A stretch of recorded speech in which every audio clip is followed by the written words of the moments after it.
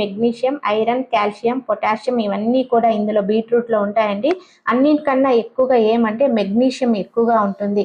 ఈ మెగ్నీషియం మొక్కలకి చాలా హెల్ప్ అవుతుందండి ఇది ఇచ్చేదాని వల్ల. సో టోటల్గా ఓవరాల్ గ్రోత్కు యూస్ఫుల్ అన్నమాట ఇలాంటి ఫర్టిలైజర్స్ ఇచ్చేదాని వల్ల. ఈ లిక్విడ్ ఫర్టిలైజర్స్ ఒక 3 డేస్ ఉంచినా కూడా మనకు ప్రాబ్లం ఉండదండి. ఎందుకంటే వాసన ఉండదు, పురుగులు కూడా పట్టవండి.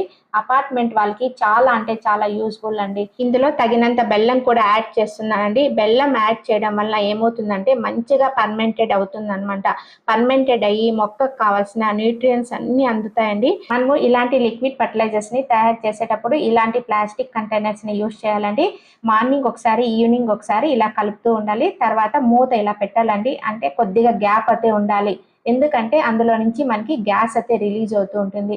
సో 3 డేస్ అయితే అలాగే ఉంచేసానండి. 3 డేస్ తర్వాత మంచిగా అయితే ఫర్మెంటెడ్ అయింది. అసలు స్మెల్ కూడా లేదండి. మంచిగా అయితే